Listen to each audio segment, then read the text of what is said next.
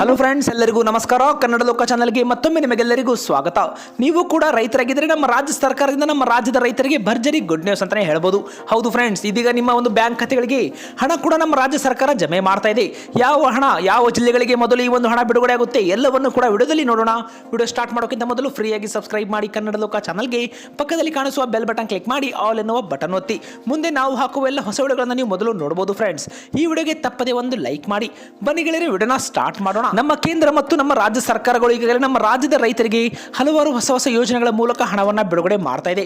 ನೀವು ಕೂಡ ರೈತರಾಗಿದ್ದು ಈಗಾಗಲೇ ಕೇಂದ್ರ ಸರ್ಕಾರದ ಕಿಸಾನ್ ಸಮ್ಮಾನ್, ಬೆಳೆ ವಿಮೆ ಅಂತ ಒಂದು ಯೋಜನೆಗಳಲ್ಲಿ ಹಣವನ್ನು ಪಡೆದುಕೊಳ್ತಾ ಇದ್ರೆ ವಿಡಿಯೋಗೆ ಒಂದು ಲೈಕ್ ಮಾಡಿ, ನಮಗೆ ಕಮೆಂಟ್ ಅಲ್ಲಿ ತಪ್ಪದೆ ಎಸ್ ಅಂತ ಒಂದು ಕಮೆಂಟ್ ಮಾಡಿ. ಇದೀಗ ನಮ್ಮ ರಾಜ್ಯ ಸರ್ಕಾರದಿಂದ ರೈತರಿಗೆ ಮತ್ತೊಂದು ಭರ್ಜರಿ ಗುಡ್ ನ್ಯೂಸ್ ಅಂತ ಹೇಳ್ಬೋದು. ಹೌದು ಫ್ರೆಂಡ್ಸ್, ರೈತರ ಒಂದು ಬ್ಯಾಂಕ್ ಖಾತೆಗಳಿಗೆ 1,033 ಕೋಟಿ ರೂಪಾಯಿಗಳ ಒಂದು ಹಣವನ್ನ ನಮ್ಮ ಸಿಎಂ ಸಿದ್ದರಾಮಯ್ಯನವರು ಬಿಡುಗಡೆ ಮಾಡಿದ್ದಾರೆ. ಹೌದು ಫ್ರೆಂಡ್ಸ್, ಮುಂಗಾರು ಮಳೆಯಿಂದ ಬೆಳೆ ನಷ್ಟಕ್ಕೆ ತುತ್ತಾದ ರೈತರಿಗೆ ಒಂದು ಭರ್ಜರಿ ಗುಡ್ ನ್ಯೂಸ್ ಅಂತಾನೆ ಹೇಳ್ಬೋದು. ಹೌದು ಫ್ರೆಂಡ್ಸ್, ಮುಂಗಾರು ಮಳೆಯಿಂದ ಬೆಳೆ ನಷ್ಟಕ್ಕೆ ತುತ್ತಾದ ರೈತರಿಗೆ ರಾಜ್ಯ ಸರ್ಕಾರ ಕೊನೆಗೂ ಒಂದು ಸಿಹಿ ಸುದ್ದಿಯನ್ನ ನೀಡಿದೆ.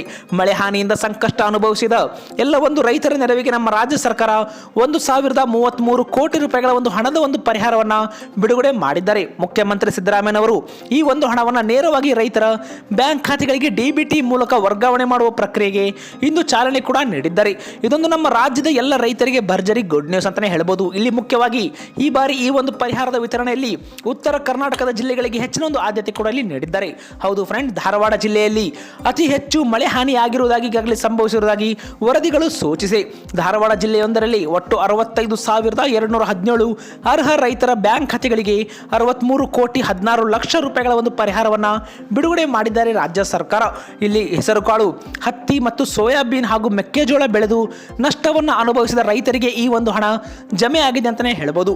ಹೌದು ಫ್ರೆಂಡ್ಸ್, ಇಲ್ಲಿ ಕೇಂದ್ರದ NDRF ನ ಒಂದು ಮಾರ್ಗಸೂಚಿಯ ಪ್ರಕಾರ ಪರಿಹಾರದ ಮೊತ್ತ ಕಡಿಮೆ ಇದ್ದರೂ ನಮ್ಮ ರಾಜ್ಯ ಸರ್ಕಾರ ತನ್ನ ಪಾಲಿನ ಹಣವನ್ನ ಸೇರಿಸುವ ಮೂಲಕ ಪರಿಹಾರದ ದರವನ್ನು ಕೂಡ ಹೆಚ್ಚಳ ಮಾಡಿದೆ.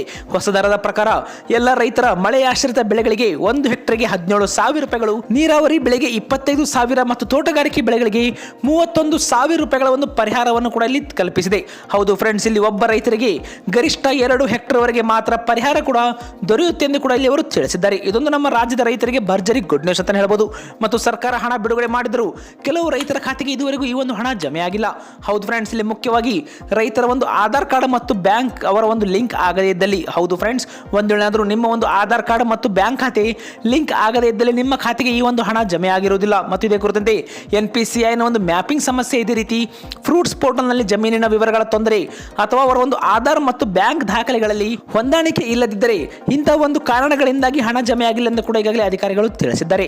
ಪರಿಹಾರ ಜಮೆ ಆಗಿದೆ ಅಥವಾ ಎಂದು ಕೂಡ ನಮ್ಮ ರೈತರು ತಮ್ಮ ಒಂದು ಮೊಬೈಲ್ನಲ್ಲಿ ಪರಿಹಾರ ಪೋರ್ಟಲ್ನಲ್ಲಿ ಕೂಡ ಇಲ್ಲಿ ಚೆಕ್ ಮಾಡಬಹುದು. ಹೌದು ಫ್ರೆಂಡ್ಸ್, ತಮ್ಮ ಒಂದು ಆಧಾರ್ ಸಂಖ್ಯೆ ಬಳಸಿ ಪರಿಶೀಲನೆ ಕೂಡ ಮಾಡಬಹುದು ಎಂದು ತಿಳಿಸಿದ್ದಾರೆ. ಹಣ ಜಮೆ ಆಗಿದ್ದರೆ ಪೋರ್ಟಲ್ನಲ್ಲಿ ಪೇಮೆಂಟ್ ಸಕ್ಸಸ್ ಎಂಬ ಒಂದು ಸಂದೇಶ ಕೂಡ ಇಲ್ಲಿ ರೈತರಿಗೆ ಬರುತ್ತೆ. ಗೆಳೆಯರೆ, ನಿಮ್ಮ ಒಂದು ಬ್ಯಾಂಕ್ ಖಾತೆಗೆ ಈ ಒಂದು ಹಣ ಜಮೆ ಆಗಿದೆ ಅಥವಾ ಆಗಿಲ್ಲ ಅನ್ನೋದನ್ನ ಎಸ್ ಅಥವಾ ನೋವಿನ ಮೂಲಕ ಕಮೆಂಟ್ ಮಾಡಿ. ನಿಮ್ಮ ಒಂದು ಕಮೆಂಟ್ಗಳಿಂದ ನಮಗೆ ಉತ್ತಮ ಫೀಡ್ಬ್ಯಾಕ್ ಸಿಗುತ್ತೆ. ಫ್ರೆಂಡ್ಸ್, ಈ ವಿಡಿಯೋಗೆ ಒಂದು ಲೈಕ್ ಮಾಡಿ ಮತ್ತು ವಿಡಿಯೋನ ಉತ್ತರ ಕರ್ನಾಟಕ ಭಾಗದ ನಿಮ್ಮೆಲ್ಲ ಒಂದು ರೈತ ಬಾಂಧವರಿಗೆ ಮರೆಯದೆ ಶೇರ್ ಮಾಡಿ. ಅವರು ಕೂಡ ಒಂದು ಮುಖ್ಯವಾದ ಮಾಹಿತಿ ತಿಳಿಸಿ ಮತ್ತು ಇಂಥದೇ ಒಂದು ವಿಡಿಯೋಗಳಿಗೋಸ್ಕರ ನಮ್ಮ ಚಾನಲ್ಗೆ ಫ್ರೀಯಾಗಿ ಸಬ್ಸ್ಕ್ರೈಬ್ ಮಾಡಿ.